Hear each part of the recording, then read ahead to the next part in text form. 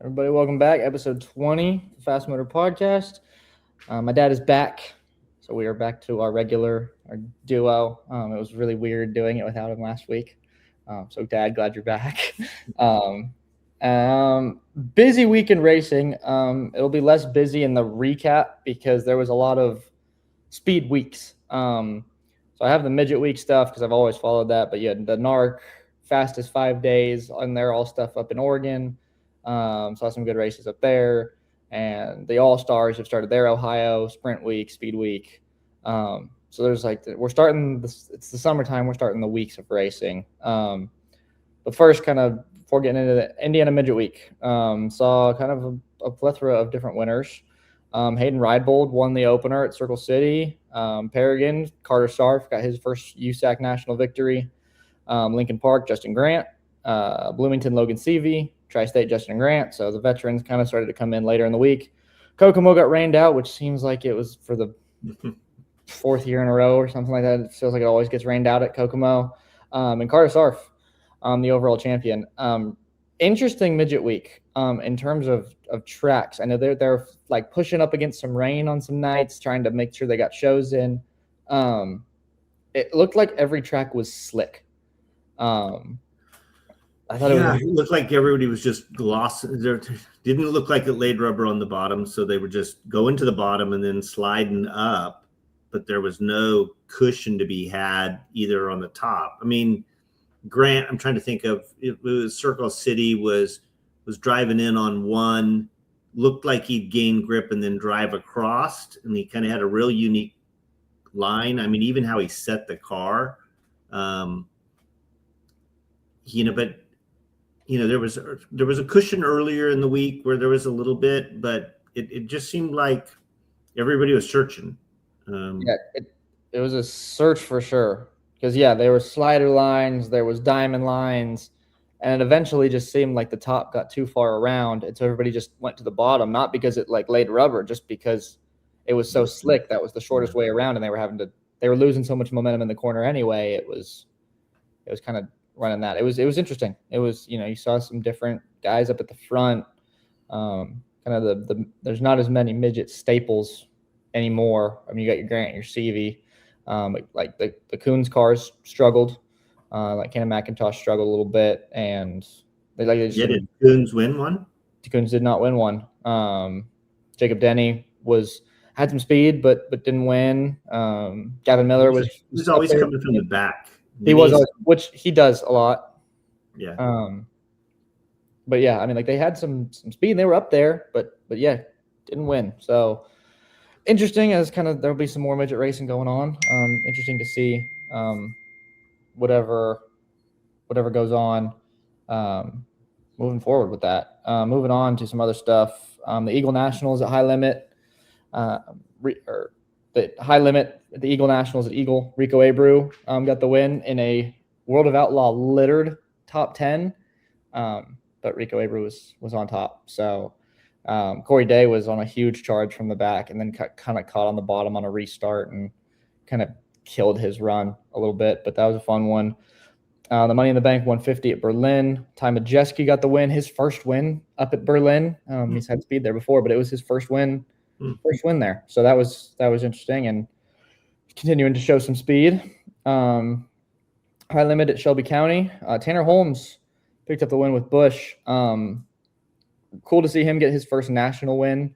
He's been on the West Coast grinding it out, and he does a lot with his socials and YouTube of giving fans a real behind the scenes look of what it's like. And also, I think I don't know if it was that day or the next day, was 13 years after Leffler's crash, and they run the number 13. So kind of cool there, of kind of an honoring of Leffler, left turn. So that was cool. Cool for him, cool for that team. And then keeping the wing sprint car stuff. Knoxville Outlaws had a tune-up kind of event there. So you said that Rico was leading, and then dropped out. Something mechanical probably. I didn't get to watch it. I don't have dirt vision. Yeah, he just did a good, respectful job. He was leading off a 2 fairly late in the race, if I'm right on the highlights that I saw. And he just pulled to the side, got off the track, and let him race it out. I know Paul Silva, wrote a tweet saying, just that's seldom done anymore. Everybody stops on the track somewhere, to get a caution, and Rico allowed him to keep racing, and Marks went on to win it. So, it's that time of year. Knoxville is Knoxville too. Heating up. I get to go this year, so I'm pumped. But yeah, Brent Marks won that. Keeping with wing sprint cars, but flipping over to pavement side, it was Diamond Cup week at Meridian. Super modifieds and sprint cars. The supers, Jimmy White swept the weekend. There's getting to be some fast supers. Kind of a few of them. Somehow with the way qualifying heat races, however they do line up, somehow he figured out a way to start up front. It's a draw. They qualify and then they draw uphill. That's right. That's what it is. And so he just got the lucky draw. And, I think the impressive run for me, there's two things that I think of the super modifieds on the West Coast. And, they're trying to revitalize that series and get something moving again. And, the worst part is a lot of the cars are older. They still look gorgeous and they're beautiful and people are doing a great job. But, Davey Hamilton chose to sell the orange number 1 that was the Trigueiro car. And, there's just such a history with that car with Davey and I know talking to him, he said there was a little bit of seller's remorse after he let it go. Like just, it was kind of part of the family, but he said also he'd committed to driving the pink 98 and he'd done a lot of work on building the 98. And so it just wasn't fair to have the orange number 1 set in the garage either. So, that got that car out there. But I think the most impressive drive for me was Natalie Waters. She's set in good sprint car equipment and just hasn't found her, everything there. And she jumped in that car and looked really quite good. She had the speed, and that was a car Colton Nelson had ran, so it was a very fast car. But those cars are tricky. There's a lot of left side weight. They drive up off that left rear if they're a little bit loose or a handful. So good for her. It was fun to see her shine there for sure. Yeah, no, she was super impressive. And like I said, like when they first kind of brought that super modified series kind of back, it kind of was kind of a to me, no disrespect, but kind of a glorified vintage class. Yeah. And then they get out there and they tear a bunch of crap up, and it was like, oh my gosh. But people have kind of kept building those cars. I mean, there are some gorgeous pieces out there. Yeah. And they're starting to figure out some speed. Like some guys that used to just get in the way and cause a bunch of problems are getting more laps and learning, and the field's getting tighter, and there's some competition there. Yeah, sure. They're getting fun to watch. And then the sprint car side, which is the Diamond Cup now. So Casey Tillman went on Friday, dominate on Friday, and then Brian Wharf win, which seemed like Carr maybe going away from him a little bit at the end and had to fight off Evan Margison and Mike Magurdio. And it was a really fun, entertaining, exciting sprint car race there at the end. Like guys trying to build runs, pick lines, and that is a tough place to pass in a sprint car. So watching them try to set up those passes and battle through lap traffic was really fun. Really cool to see Wharf get back to victory lane after they went down to Florida and had that hard hit and had to completely rebuild their program. Cool to see him. And then and Casey Tillman ultimately got the overall Diamond Cup championship with his dominating performance and the points. And I think he beat Evan Margison by like 3 points or something. Casey on Friday night, that's about as dominant as I've seen a sprint car, at Meridian. Not just because he had to go past some people and make moves, and he did so and was just gone. And then Saturday night, I think he had about everything go wrong that you could go wrong, and he kept fighting it, like pitting and changing tires and going to the back and coming through. So I thought he was kind of out of it. I did too. Accidents. So for him to come back was, a grind out night. Yeah, big win. Yeah, he grinded it out because he had the flat tire and then got caught up in somebody's wreck, and it was like just had to kind of grind it out and scrap for points there at the end. But he had a nice base with the dominant performance on night one and both quick times on both nights, down in the 10-second laps on Saturday. Diamond Cup, always a fun weekend out at Meridian. If you've never been, it's cool to go see that many sprint cars and now that many supers out there. Go check it out. It is cool. Those things are in person. Those West Coast, like I've never seen the East Coast supers, but the West Coast supers, because they're all kind of they're older and vintage. Like they're beautiful cars and they rip around. I think it's still it says, and I know we praise Adam a lot, and I know there's a lot of people that listen across the country, but gosh, they had drift out there one night. They had street stocks, and like they just had lots of classes, and yet still over on time. Like, because at one point I thought they got too many classes. This is a little too much. And but they just grind them through, man. So there's entertainment nonstop. Yeah. So I was the worst part about it all was I had to on Saturday. I was listening to it on my drive home from coaching the tournament in Alabama, and Flo needs to. I have very little critiques for Flo, but Flo needs to figure out how to get the commercials to be the same sound as the races, because I kept getting this eagle screech something ad, and we'd be watching and listening. Brent and with the Meridian with the production is like as soon as the checkered flag flies, they play like an ad, or as soon as the Victory Lane interview, they play like a quick ad right before, and we would just be like cruising along, okay, like. Interview, sponsors, thank, okay, cars pulling away, we got cars rolling on the track, and then it would just be like this eagle screech that was like, if we were listening on volume 10, it was on volume 35. Like it was horrible. It was terrible. Meridian had some technical, like their mics. They do when it gets hot. They were a little soft, but that ad. Literally with my windows open, I thought my neighbors were going to call the police. Like it was so loud. So it was on TV too. It wasn't just on the car speaker. Okay. Yeah. It was, oh my gosh, it was crazy. So then I had to like listen on really low volume for the rest of the night, just until it got really late and we were driving back. And then, it served as like a wake up call. So it kept us going.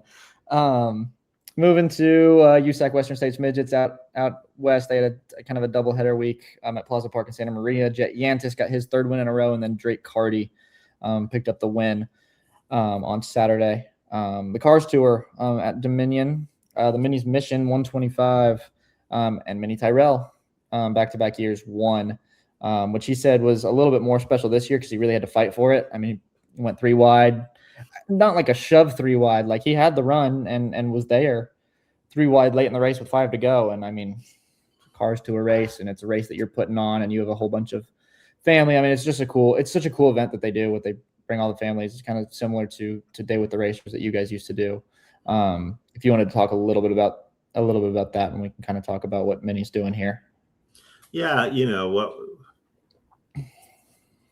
ours all started from like a local news broadcaster. Carolyn Hawley was and she just did a series and a story on teenagers that overcame odds, from brain cancer to amputations to whatever. And I don't know why it struck me. It was an emotional series that she did, but it just made me think of, how can I have a bad day when this is happening in these lives? So we reached out trying to figure out how we can do that, because at that time for me, NASCAR wasn't what it is. And if you were a race car fan, you were kind of I don't want to say a second class citizen, but it wasn't like, ooh, that's a cool thing to do.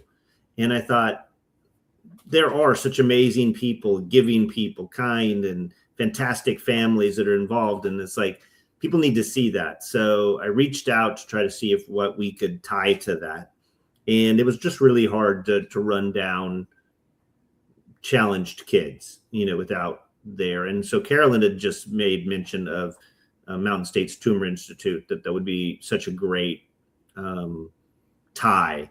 And so your mother and I went through some counseling on what these kids are dealing with, what the families are dealing with, what the siblings are dealing with.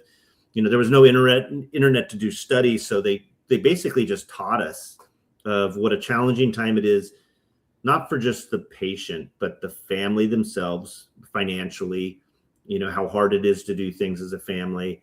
And then number two, the guilt that siblings have because they're not sick. And, they're just, it is an emotional trauma for not just a patient, but for the entire family. And so we did that, and we invited, I think, 19 kids that signed up to come, and 72 family members, if I remember correctly, which I think that's correctly. I've said it enough times in my life that I think I'm pretty dead on. And, we had, I don't know, like why we chose some of the things we chose, but like orange soda from McDonald's. We had pizza, I think, from a place. We had, and just everything. And whatever, the first thing I remember is doing registration for them as they came through is you didn't necessarily recognize the patient when they came as a family. Like if they weren't going through treatment, they had their hair, like who was the sick one. And so we, identified a few things, but we had those 19 kids come through, and, they were all special in so many different ways. And I'll tell a couple different stories. Christopher was one of them. Christopher was 5 years old, had a degenerative disease. They said he'd be bedridden within a few years and probably need specialty care. And he was just such a cute young boy. And later in the night, I went up to see how the kids were doing and if they were enjoying. And, Kenny Hamilton ran the Speedway then, and he, gave them free passes into the Speedway, gave them some money for concessions. We took care of their night.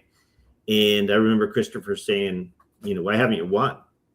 And I just never thought about the responsibility to win with that. And so we went in to win the main event, which Christopher gave 2 lucky pennies that he'd found somewhere. And I put them in the neck roll of my helmet and went on to win. And the coolest part was they opened turn 4 gate where the fans can come through. I still get emotional because it was just so powerful. And when they opened that gate, the kids came through to celebrate. It was just so, I don't know, it just wrapped it all up in a nice ball. Like it just happened so good. And there's 2 things that happened after that. I remember we got a call to say, hey, would you visit the hospital? There's, one of the kids is in going through treatment, and she really struggles. And I just remember her being not as engaged as some of the others. And so I'm sure, absolutely we will. But, I don't know. I remember telling your mom, like, I don't know, like, what this is going to be like. I don't know that she cared. And so we went up there to see her that night, and she was asleep, but she was wearing the Day with the Racers t-shirt, a Randy Tolsman t-shirt, and her room had all the pictures up of that day. And it was like, wow, you just don't know the impact you have. Years later, after I won Nashville in the truck, we went back and did an autograph session at Meridian Speedway, and Christopher came, and his mother brought him, and he was, 16, I think, at the time. He was like 6 foot tall, and he did live in a special care facility. But his mother had said, being able to watch my career and follow it, and then follow it on TV, meant so much to him, that it gave him hope and it gave him something to strive for. And he also liked bull riding, if I remember right. She said that he liked PBR. So, but that you had an impact. And then that went on, and your mom was very involved with doing Racers for Riley in Indiana, there where we did a lot with there. The month of May was really busy for me, so I couldn't do as much there. And then it went on to be a Day with the Racers in Sacramento, with Hewitt and Bliss and late Kenny Irwin and Stewart, and like everybody was partnered with the kids, and we did go-kart races and we did so much. So I'm sure Minnie, has the same stories. Like they're just, I could go on stories of Sacramento about, kids going through treatment, and Kenny Irwin partnered with a girl that had just never even met somebody that was going through what she was going through, and Kenny kept a relationship with her, and she passed away shortly before he did, actually. But there's just so many incredible stories that made you forget about winning, other than the responsibility of winning for these kids. But because you were giving somebody just a bright spot in their day. And so I'm sure it's the same for Minnie. Yeah. It's all of the racing stuff that I grew up, the stories I grew up hearing about you and from you, like, and just how cool I always thought it was. All the stuff tied today with the racers was always my favorite, because it just, it's cool to hear that your dad is this race car driver and he's a dude and he goes and wins and does all this stuff. But like hearing the stories about you and mom and your hearts to serve, I mean, like it's usually the parents saying they're proud of the kids for the character they have. But like, I'm a kid who's proud of my parents' character, because then I got to learn from that character. So for all you guys did, I mean, that's my favorite to hear about. And so then that's why, like, the Minnie's mission stuff, like I get to see that now, because that was before my time, all that stuff. And now with my new endeavors with the, I'll give a kind of a shameless plug, the 20 Foundation, which is Howard Johnson's, who played with the 86 Mets, the world champion 86 Mets, starting a nonprofit. It's like going to be ministry outreach. That's what we want to do, is we want to just go and reach lives of kids and families. And I get to be heavily involved in that. And so I've got to see the Minnie's mission deal. And then now with that, I mean, the impact you can have on somebody's life is I mean, it leaves me speechless to hear those stories and to think of that impact. I mean, you can see, I mean, every time I tell that story, it's an emotional. Yep. There's just no way, because I picture it, and you just, you don't feel worthy to have that impact. Like you don't feel like as a human being that you have that you're worthy to have that kind of impact. And it doesn't take a lot. Like it saddens me. It saddens me how hard it is to get involved with a lot of things. Like just the background checks and the demand. And then when it's the demand, and it's just,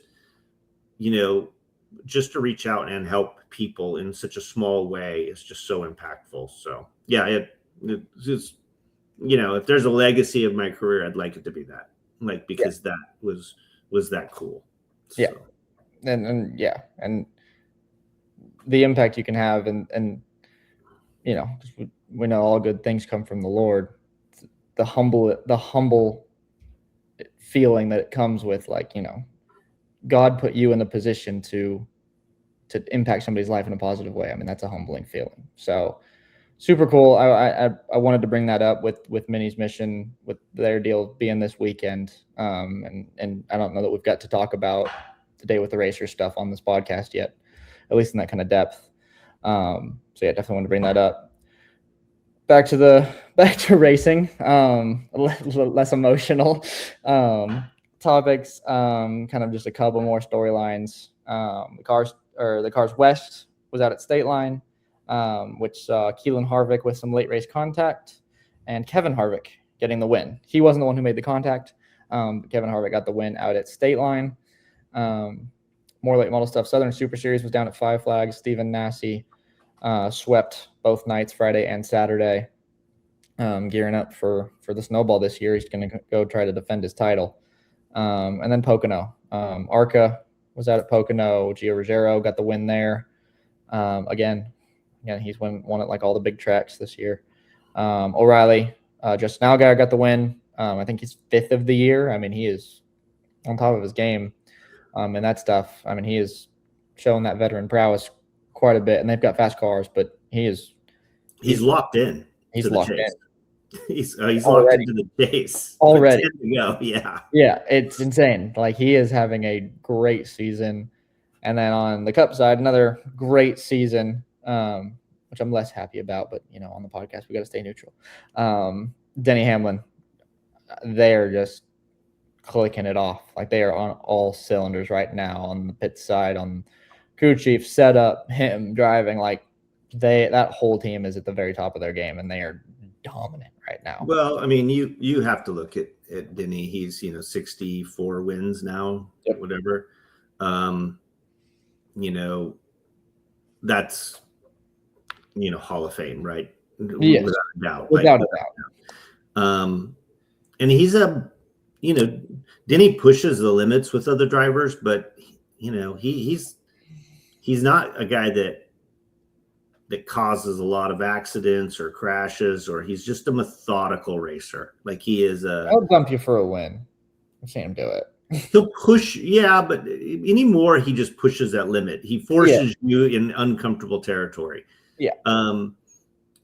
You have to respect what they're doing. I mean, Toyota's so good right now, right? They're Legacy is running up front. Herbst is running up front. 2311's running up front. They're all clicking. So, you just look down at that leaderboard every time and see, the Toyota logo there. So they're and Denny said it. I heard him say it earlier this week. This is the third year they've been with this exact same car. So they've learned everything. Chevrolet redesigned it, their whole car. That's catching up. Ford's going into a new car next year. So is there more focus on the next year's car than there is cleaning up this year's car? Yeah. So there's a lot, but more than anything, they've found some stuff. They're good. And he's a smart enough driver how to play the game and finish the races and not take himself out. So and they're good. They're very good. Yeah. The Toyotas across the board are very good, but he's the best of the Toyotas. Yeah. And the veteran prowess has shown to prove. It just doesn't take himself out. No, even if he has to start in the back, he works his way forward. Everybody else, if you really look at, there's other cars that have probably even as much or more speed at times, but they'll remove themselves from the equation over the race because of something. Yeah. And he doesn't allow that. Like he figures out a way to keep himself there. So, yeah. Well, I mean, I think Reddick's point lead's down to like 19 after his absolutely dominant, almost 200 point lead at the beginning of the year. And then we see guys do that, right? I mean, Denny now has 2 weeks where he's not the greatest road course racer. It's true. And so you're going to go into, San Diego and then you're going to go to Sonoma and you're going to take a little bit of that momentum away. And, Christopher Bell's been fast all year. And does he rise? Like, does things click there? So you just don't know. No. I don't know that I see another camp coming up for a while, meaning a Chevrolet camp or Trackhouse the next 2 weekends. Trackhouse will be super strong the next 2 weekends. Yeah. We'll see if Zilish can finally have a problem-free day at a road course, and maybe we get to see him in SVG battle. Man, he's been riddled with it this season. It's about the ugliest rookie season probably in history, but with as much hype as behind it. I'm sure there's plenty of rookie seasons that have been like this, but he's had some rough ones though. He's had some rough ones, some really rough ones, and not his doing really either, but not always, sometimes. But kind of going into the next couple weekends, I thought it would be a fun way to wrap us up today. The in-season challenge with NASCAR going to TNT. It starts at Sonoma. It doesn't start this weekend at San Diego. Starts at Sonoma. That would be kind of fun to go through and do it together. Look at the matchups and let's go through it. So round one, Sonoma. We got Tyler Reddick and Alex Bowman. I like Alex Bowman. I think it's a no-brainer with Tyler Reddick. Yeah, Bowman's good. I don't know that he's won there, but he's ran really good at Chicago. He's ran good at COTA. The Reddick's Reddick's won. with Toyota. Reddick's won. He's good on road courses as well. Yeah. It'd be a hard and there's just a lot of momentum. Just the 48's struggling on many fronts. So Yeah. I gotta go with Reddick. Yeah. Oh, I think we have to reload it. Yeah, there's so much talk about Bowman. There's talk that says he's in the seat as long as he ever wants it. You have Day coming up. You have Zilich that could be available. Like that's a really interesting off season. They're going to have to make some changes there somewhere. Well, we know that the 21 seat is open with Barry and Wood Brothers parting ways, and that Chris Buescher is locked into an extension with RFK. Yeah. So he was another one that was kind of questioned. That was some rumors going around, but yeah, he's locked in. Speaking of RFK, the next matchup, Austin Cindric and Brad Keselowski. Brad Keselowski, that battled at Watkins Glen with Marcus Ambrose, has, again, he's a champion. He's a winner. A lot of respect to Brad Keselowski. He's been atrocious on road courses. Yeah. I don't know what happened. Like, I don't think Cindric is as good as what he was anticipated to be on road courses. I don't either. But I'll choose him over Brad right now. Brad, Watkins Glen is a very different road course than all the others. It's true, but it's not like he's been fast at Watkins Glen recently either. It's wild because that battle, it is because it's so high speed. All right, we got Daniel Suarez and Todd Gilliland. Suarez is a past winner at Sonoma, and they're pretty fast right now. I got to go with that one. Yeah, that one seems pretty straightforward. Carson Hocevar, Zane Smith. I think Zane Smith. I think so too. I think Smith might be a little better on the road course. I think he ran really well at Coda. I mean, I'm not looking at any stats, so this is not fair. No, we're not. This is a shoot from the hip. But if I remember right, Zane ran quite well. He's ran well at Coda. Yeah. Yeah, I think he's kind of shown that he can get up there and finish races and be there at the end. Yeah. So is Hocevar. Obviously, he's been fast. But I like Zane Smith there. Yeah. And it's good. We should have an upset seed. So 24 seed versus the 9 seed. Zane Smith's the 24. So Chase Briscoe and AJ Allmendinger.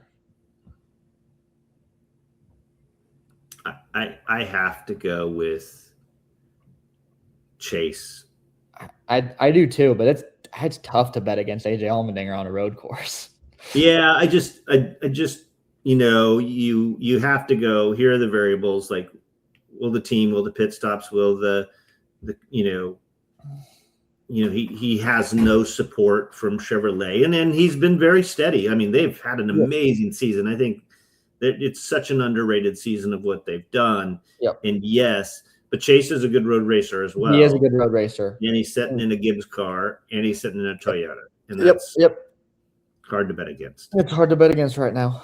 Yeah, I'm with you. Now, if it was to be Hamlin against Allmendinger, I think I'm taking Allmendinger. Oh, for sure. But again, Briscoe's a good road racer. So Ty Gibbs and Austin Dillon, I think another no-brainer. I think Ty Gibbs. Another good road racer. Bubba Wallace and McDowell. I think McDowell. All day. Bubba. I mean, Bubba's improved. I have to say, the dude has done a lot of work. He has worked very hard. But McDowell's won a road course. Yeah, and the fire stuff's been good at road courses. Right. Chase Elliott, Noah Gragson, Chase Elliott.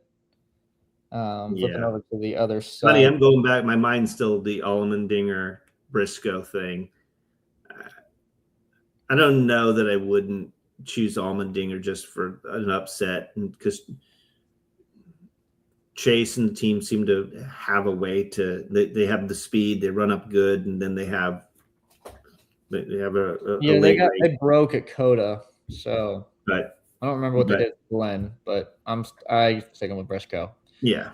I could see Briscoe winning it, to be quite honest. So, Hamlin and Ty Dillon.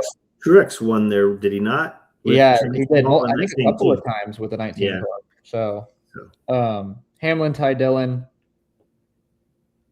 I mean, I feel like I got to go Hamlin. I think you do. Ty Dillon went really far in the bracket challenge last year. He knocked Hamlin out last year. Yeah. This. So. But I think you have to take Denny. I don't think you take, you don't take the 16 seed 2 years in a row to knock out the number. Well, he's the 31 seed. Yeah, well. Yeah, you're going March Madness. I got you. Eric Jones, Joey Logano. I think I have more faith in Eric Jones to finish a race right now up. Yeah, I just don't know how Eric Jones is as a road racer. Logano's not really very good anymore. Logano's won the Glen. He has, but he's another one kind of like Brad. He's struggled. It seems since the next gen car, he has struggled on road courses, which was supposed to be like a kind of a great equalizer on road courses, and he just seems to have struggled. I mean, I could go either way. Again, Eric Jones on a road course, but they have some momentum right now. Penske does not, especially that 22 car. In my mind, it's Eric Jones, but I could go either way. Oh, we're gonna go with Eric Jones. Chris Buescher, John Hunter Nemechek. Chris Buescher is a proven road racer, and he's proven to be good there. He was second when Suarez won. He's catching him. He's good there. He's good. Christopher Bell, Ross Chastain. Again, I think we have to go Bell because I think he's a better road racer right now than Chastain, but that one could see an upset. Well, if everything goes right for Ross. You have Ross getting help from SVG and Zillage, right? So his car is gonna be faster than he is probably, capable. He's not a bad road racer though. You have Christopher Bell with a fractured right hand or left hand. Oh, that's a good point. I didn't even think of that. He is gonna be his hand is gonna be. It's gotta be right because he hit right. But the left then comes this way. Like my left wrist was broken because of when you hit, your hand comes over this way. But those cars do different. Right, yeah. I don't know if it's from the wheel spinning or from the hit. So I don't know. But either way, even the vibration and as rough as San Diego is, he's going to be sore. He's going to be hurt. It's not San Diego. It's Sonoma. I know, but the San Diego's the week before. Oh, yeah. He's not going to recover well after that one. That's true. Do we take the upset and go Chastain here then? I think you do. All right, we'll go for it. And if Bell wins, I'm gonna be like, "You convinced me," and we were wrong. He'll win. Huh? He'll win. Yeah. William Byron and Ricky Stenhouse. William Byron. Kyle Larson, Riley Herbst. Kyle Larson, especially at Sonoma. SVG and Ryan Preece. Preece is not a slouch, but you have to go SVG. I mean, you can't not. Christopher Bell broke his left wrist. Okay, so he's holding the wheel with it, shifting with the right. That's probably better. You think so? I never drove. Those cars are sequential now, so shifting wouldn't be as bad. So he has to now hold the wheel sometimes where he's going to have that could be harder. I don't know. I was going to say, I think it would be harder. Because of the sequential, like all he has to do there is there. And yeah. And you got to hold the wheel while you're turning. Sonoma has more right than left, or at least more hard rights than left. Which, both you can kind of push, but a lot of times then you're pushing the wheel up and trying to hold it. This is not going to be comfortable. No, I think you're onto something there. And then Ryan Blaney and Josh Berry. Oh, Ryan Blaney. Ryan Blaney. Yeah. Did you have to make it a certain? Did you have to make it like in? Yeah, because Connor Zelich is not in this. So I guess you had to be the top 32 in points to make it. Wow. Josh Berry made it. Josh Berry. Josh Berry is See the last the seat. number 30, I think. Yep, number 30. Yeah. So, Alex Bowman is the number 32. He's the final one. wow, that tells you how bad Zilich. Yeah, it's just that rough. Okay, round 2, Chicagoland. We go to a mile and a half that we haven't been to in a little while. You don't know who's still left. What do you mean? Or does it just go points? Oh, you have to make the whole bracket. It's like March Madness. Okay. Yeah. So, okay, Chicagoland. Tyler Reddick, Austin Cindric. I'm not going to bet against the Toyota. Well, I'm not going to bet against that Toyota on a mile and a half. Well, yeah, and it'll be running the wall. I mean, that's just his stuff. Yeah. So. Daniel Suarez and Zane Smith. Suarez has been good. They've been fast. Smith has been up there, though. He's been finishing races. Trying to think what Chicagoland's like. My mind had a little bit of Nashville. I think you go with Zane Smith. I think I like it too and I like the upset. So he's just been good and solid. I want to say Chicagoland has a little bit of a rounded back. Yeah, it does. It has a rounded back straightaway. Okay. Yeah. It's an arc, but you're going to run up on the fence. He's just finding speed. He's finding ways. He finds ways to finish. And Suarez is certainly fast, and he's getting very consistent. So it's hard. I'd like Zane Smith as our upset guy right now. There's going to be like a low seed upset guy. That's who I think it's going to be.